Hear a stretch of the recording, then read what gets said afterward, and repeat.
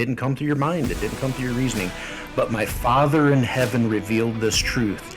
And it's on this rock I'm going to build my church, because if you reason to me, you might reason yourself out of me. To the point in relation to that. Yeah, all I have to really say is that me and you are both sort of using the same reasoning to determine the true state of affairs, but we're just placing it in different places. When I want to know metaphysical truth, I don't go to the atheist who can't know metaphysical and spiritual truth.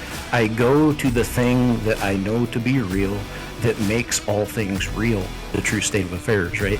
If there's no God, there's no reason to believe that reason and logic are productive tools to get you to the true state of reality. We find in evolutionary game theory at MIT, like Donald Hoffman, he says every time we simulate evolution, truth goes extinct, but what survives is an interface that is productive to survival, not productive to truth. It's reductive to truth. So can you show me that in a mindless, godless universe that your interface, your reasoning, and your logic are productive toward the true state of affairs, or reductive in that they only give you a relative picture of the world for survival? So can you show me how you have an infallible access that is productive to truth? No, because we don't believe that categories like logic are infallible knowledge. Like, we believe that logic are descriptive terms which are used to describe the universe, kind of like physics. If we can discover new things about physics and logic. Okay, so you admit that the interface you have can be reductive in relation to the true state of affairs, and it can only give you a phenomenological representation of the world in relation to your reductive interface? Oh, Yeah. he's wrong in his premise already. He's wrong in his premise already. Mine or him. Only discover, or you can only discover new. You can only discover new things in physics by using logic. Or, yeah, sure. Like, we can change our understanding of physics and mathematics and logic if we were to discover evidence that is contrary to what we discover now. Like, we can discover a fourth law of logic. We can discover a new formula in mathematics. Because these are descriptive. Okay, they can change. Okay, yeah. But again, I need the atheist, and I've never found an atheist who could do this, and Kant himself could not. This is why Kant became a transcendental idealist. He says this. He says, if there's no God installing into man and into nature a representation of the world as God intends, then all you know that you have is a interface that makes a representation of the world in relation to survival, and it doesn't necessarily give you access to any true state of affairs. So how does it have access to anything metaphysical or spiritual? So I'll just ask the question. In your atheistic worldview, how does your mind know which is true? I'll get, like, for example, Spinoza was a monist. He says the true nature of reality is one thing. Descartes says it's two things, it's dual. Leibniz says it's many things, it's atomistic. How does the atheistic worldview have access to the true state of affairs to ground any reasonable or logical or rational metaphysical view of the world? It'll be the same thing. It'll be the same. Yeah, I am a deist, but it's fine. It'll be the same thing that gives you access to God, and it's what I said a minute ago, which is your own trust and your rationale. You believe that you trust in God to give you divine revelation, and I trust in my own rationale to give me personal revelation. Like, my revelation comes from myself, yours comes from God. And I can ask the same question to you. How can you perceive that the divine revelation which you've been given about the true state of affairs is true and not some lie that's being told to you by the God that you believe in? Okay. So here's the point, is you just saying that your reason can get at truth, you have no grounds of predication. Like, you would have to demonstrate, even not even empirically, but rationally, how a limited interface can ground metaphysical truth beyond skepticism or beyond probability. Right? It can't do that. This is why reasonable atheists come to the conclusion that all the truth they have is not necessarily truth.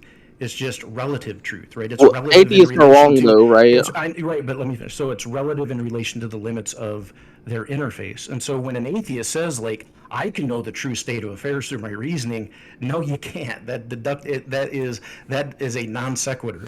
Yeah. But remember, we're consistent. But here's the thing: even if a Christian didn't actually have a revelation from God, their foundation is consistent because it logically follows that they have access to something that transcends the limits of their interface and gives them access to the true state of affairs, which would be God, the creator of the interface, right?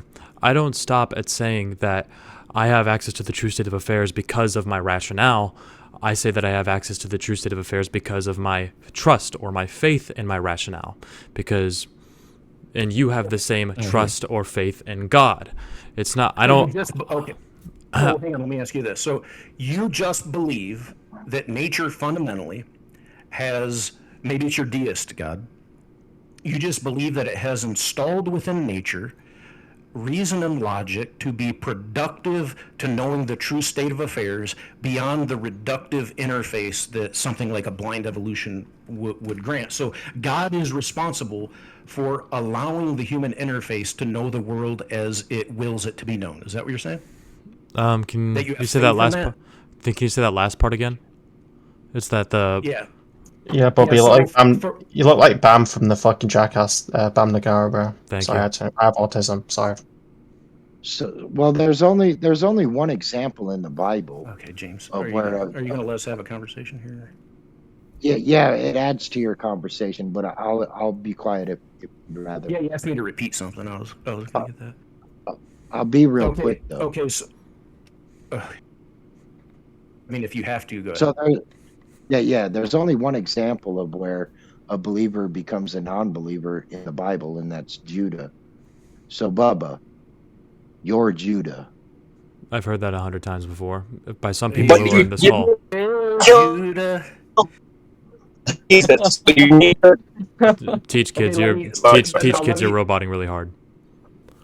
Yeah, I want to repeat I'm sorry, the my question to Bubba now. So Bubba, you said that, so here's the thing. But there is a difference between, see, the reason I tell you that I have faith, and remember, let me define biblical faith again. It says faith is the substance of things hoped for, the evidence of things unseen. So I don't just have faith because I think it might be the case and I put trust in it. We believe that God reveals to us evidence of the unseen. He reveals to us clearly the evidence of his unseen existence, and we remain faithful to that. Okay, so I do have faith in that, and this is how I have faith that I have access to that which is transcendent, metaphysical, or spiritual, because that thing which is transcendent, metaphysical, and spiritual has revealed to me that it exists. And upon that rock, I build my reasoning, right, in relation to the true state of affairs. Now, what you're saying is that you just have faith that your reasoning can know the true state of affairs. Well, if it hasn't been revealed to you, then you just have blind faith because you don't know that for sure. You're just basing it off, well, I just have a trust that for some reason, the mindless mystery or the deist God made the world in such a way and my interface in such a way that my mind can have a representation of it that's in accord with the true state of affairs. But again, without a divine revelation, there's no reason to believe that. There's no reason to trust in that.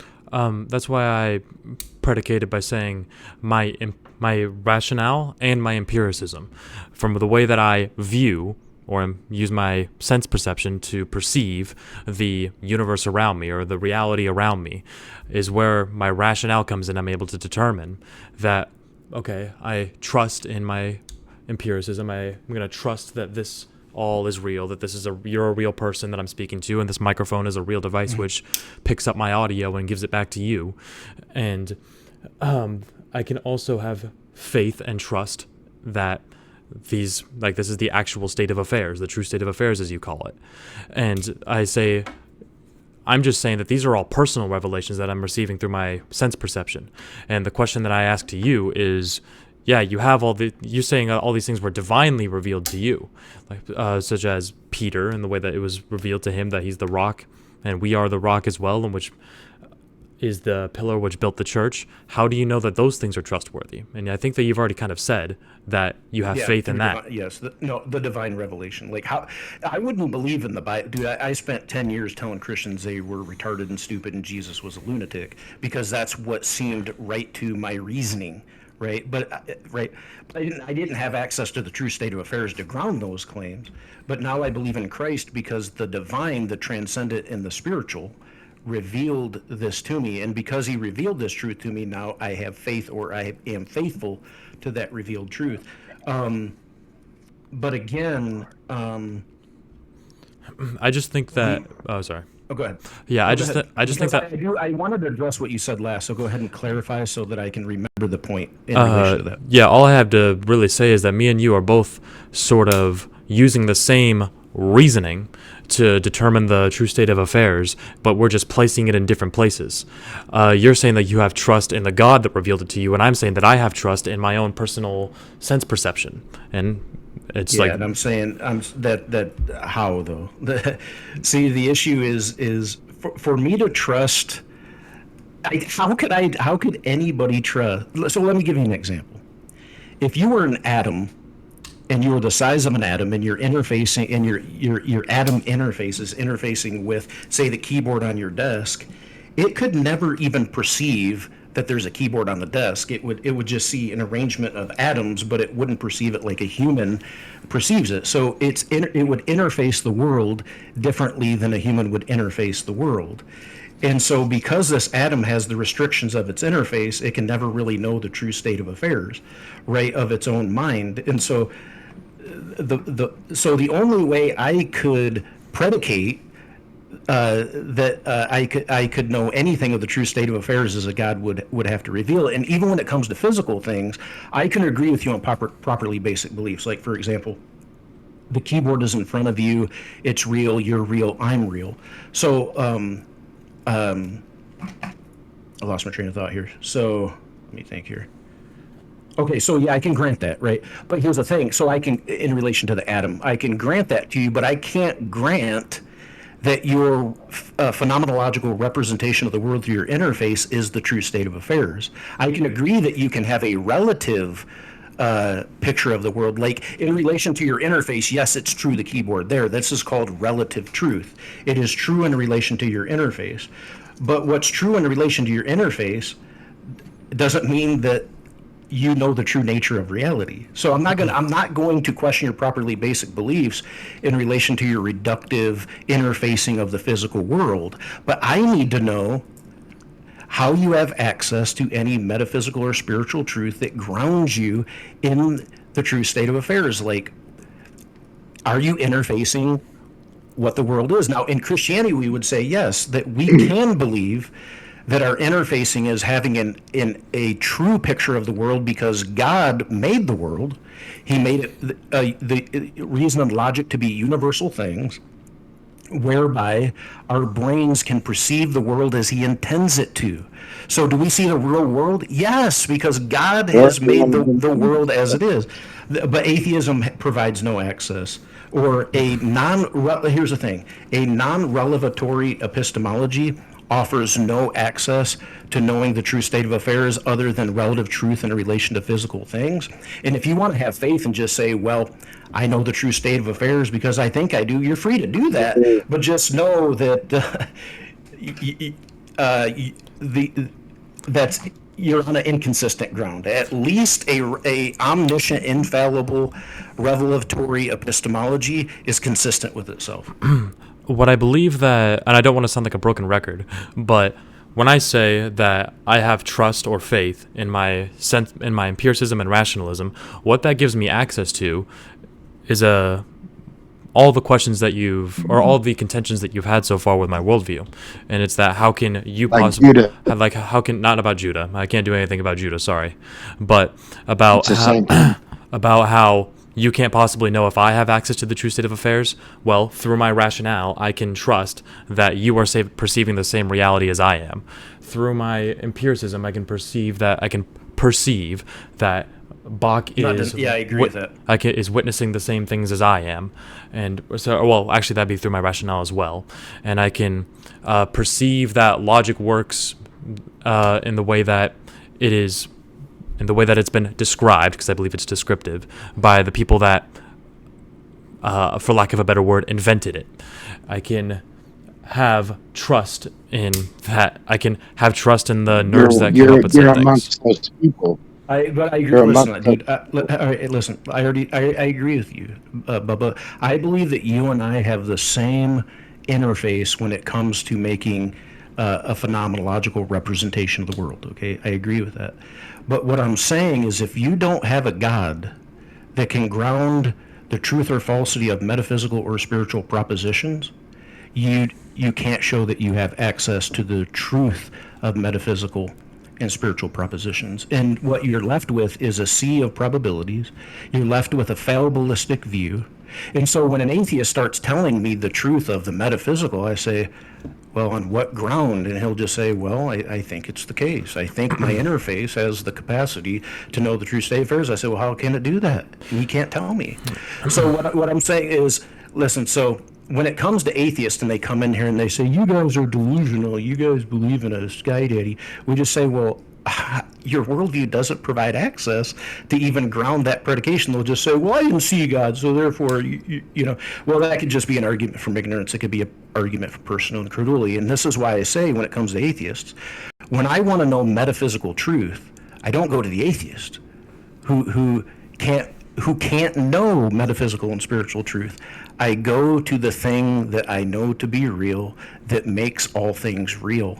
And so I know that truth is attainable because there is a God. If I was an atheist, I would just say, listen, all I have is a reductive interfacing of the world. I don't know I have access to anything metaphysical or spiritual, so I'd just let other people have their beliefs and I wouldn't even contend with them. How do you know that the revelations that you've been given to by God about the true state of affairs is true and not some lie that he's telling you? Because it's a properly basic belief. So let me ask you, when you say you go outside in the morning and the light of the sun is being revealed to you, because all physical things are revealed to your senses, do you think you'd be justified in saying the sun does not exist when its light has been revealed to you? No. Okay. If God actually exists and he reveals the light of the truth of his being, are we justified in accepting that revelation without questioning it? If you rationalize your way towards that truth, then yes. And you trust it, No, then yes. listen, you don't need to rationalize the revelation of the light of the sun. When God reveals to you the light of his being, you don't have to rationalize it, dude. You accept the light of the Son of God when it's revealed in your heart in the same way you accept the revelation of the light of the sun. Okay? And when you begin to question it, you've now went into a morbid skepticism. And if you're going to do that, you might as well, if you're going to be consistent, you might as well doubt the existence of the sun. What I mean by that is if the sun appears before me, and or I don't know, the sun is created for me, or I view the sun for the first time, I can honestly rationalize my way towards one of two possible conclusions. Either that was given to the solar system by God, I can honestly rationalize my way towards that, or I can rationalize my way into saying that like the sun is a gathering of a big gravitational pull which pulled together a bunch of heat signatures and all that stuff. Like, so that's why I say you can rationalize your way towards that conclusion. Because but that's not what I'm talking about. I'm just talking about the raw light of the sun. Like, no, listen, you can know a lot of things without ever reasoning. Okay, you can know that you're having a conscious experience. You don't need to reason about it. You can know that the light of the sun is shining on you. You don't need to reason about it. And when God reveals to you the light of his being, you don't have to reason about it. Because here's the thing, there's people that I talk to in these chats, and I ask them if the sun actually exists. Are they justified? And they say, well, no, it might not exist.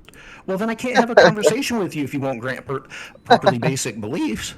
So like, I'm saying that when God reveals to you clearly that he is, I'm telling you, it's like seeing the light of the sun. And Bubba, listen, when God reveals to you through his grace that he is, don't start reasoning it away, dude. That's what Judah did. Well, that's where I come to a more skeptical, like, and this is a little bit off the main topic, skeptical understanding that if I am super skeptical, if I'm at this level of skepticism, and I actually have this level of skepticism, and I reason my way to believe that God exists under this amount of skepticism, then I will be the strongest fucking Christian that has ever existed. But if I just have this low level of skepticism and which I believe that you do have, no offense, and you don't ever try to rationalize your way to outside of anything other than God willed it to be so, then I would say that's a very weak apologetics. That's like just that's the type of things that flat earthers get convinced of. So, Okay, well, So your whole time, hold on, your whole time being a Christian, ever feared the Lord?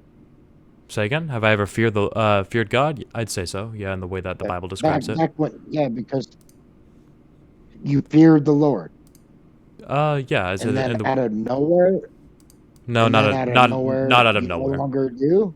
Not out of Then definitely not. Yeah, where yeah. Just did the fear of the Lord come from?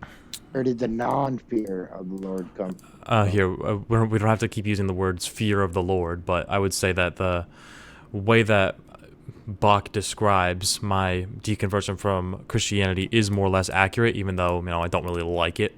It's just like I did rationalize my way out of God's existence. I just didn't believe in the supernatural, and I believe that the problem of evil are and Well, the only way to believe in are the God two or Christ are the two biggest reasons is why I kind of rationalize my way out of God.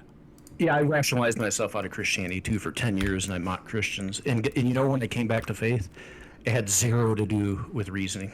And remember, and this is what we were talking about from the get-go, Bubba. And I know that sometimes when I say these things, you don't like them because it doesn't seem rational to you.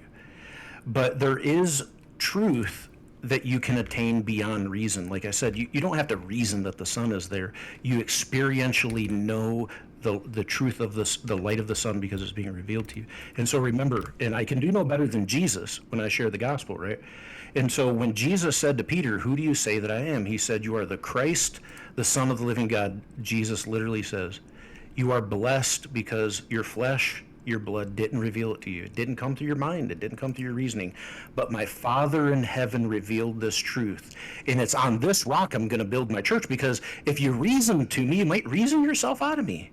But when you see the light of the truth of God's existence, remain faithful to that. And on this rock I will build my church." So, Bubba, in the same way that God was gracious to me and revealed to me the light of his being, and I have faith in it, and it had nothing to do with my reasoning, may he give you a faith that no matter what your reasoning says or anyone's reasoning, you never lose it, because it's grounded in the truth that doesn't need to be reasoned to. It is the truth. So may God give you that divine, unshakable faith. And with that, it's late and I got to go to bed, but God bless you, Bubba. Did I pick up? Ooh, But bye. that's the only Okay, wait. reason I'm